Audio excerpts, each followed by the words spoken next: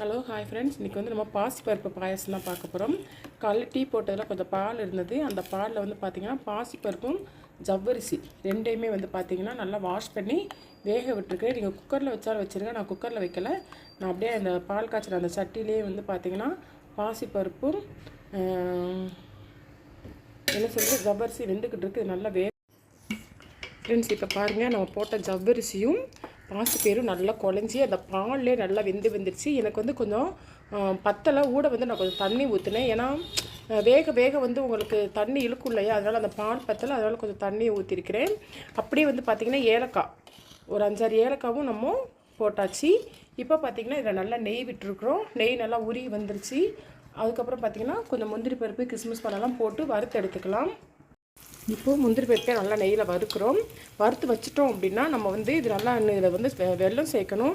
நான் வந்து பார்த்திங்கன்னா இன்றைக்கி நல்லா கல் இல்லாத நல்லா சுத்தமான வெல்லம் வாங்கியிருக்கிறேன். கொஞ்சம் காஸ்ட்லி, அதோட ரேட் வந்து அதை தான் உடச்சி வச்சுருக்கிறேன். சப்போஸ் நம்ம கல் இருக்கிற வெல்லம் அப்படின்னா கொஞ்சம் கம்மியான விலையில் வெல்லம் வாங்கினோன்னா கொஞ்சம் கல் இருக்கும். அப்போ வந்து நீங்கள் அதை நல்லா காய்ச்சி வடிகட்டி ஊற்றிக்கோங்க.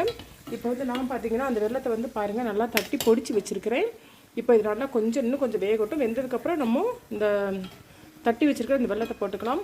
பாருங்கள், முந்திரி பருப்பு பாருங்கள் நல்லா பொரிஞ்சு வந்துருச்சு. இப்போ அது ஒரு பக்கம் இருக்கட்டும். ஃப்ரெண்ட்ஸ், பார்த்தீங்கன்னா எனக்கு வந்து பார்த்திங்கன்னா இந்த சட்டி வந்து பிடிக்கலை. அதனால் வந்து நான் கொஞ்சம் பெரிய சட்டியில் ட்ரான்ஸ்ஃபர் பண்ணியிருக்கிறேன். இப்போ வந்து பார்த்திங்கன்னா நம்ம வெல்லத்தை போட்டுக்கலாம். நல்லா பருப்பு வந்து நல்லா குழைய வந்துருச்சு. வெல்லத்தை போட்டு எல்லா வெல்லத்தையும் போட்டு நம்ம கிண்டி விட்டுக்கலாம். ஃப்ரெண்ட்ஸ், இப்போ பார்த்திங்கன்னா நம்ம வெல்லத்தெல்லாம் போட்டாச்சு. டேஸ்ட்டு பார்த்தே நான் போட்ட வெல்லம் வந்து எனக்கு வந்து இனிப்பு வந்து சரியாக தான் இருக்குது. பாருங்கள் பாயாசம் எப்படி வந்திருக்குன்னு சொல்லிட்டு.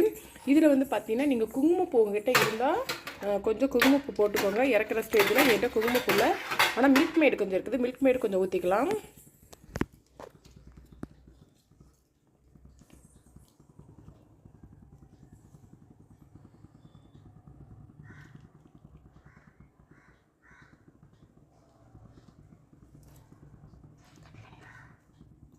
மில்க் மேடு ஊற்றி இப்போ நல்லா நம்ம கிண்டி விட்டாச்சு.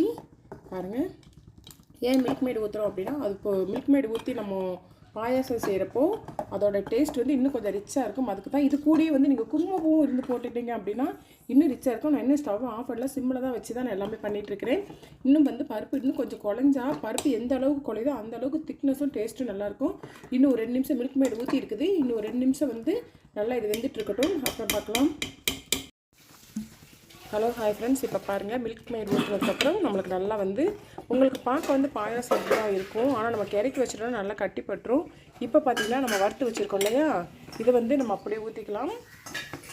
நெய்யில் போட்டு வறுத்து வச்சுருக்கோம்ல, இதை அப்படியே ஊற்றிடலாம்.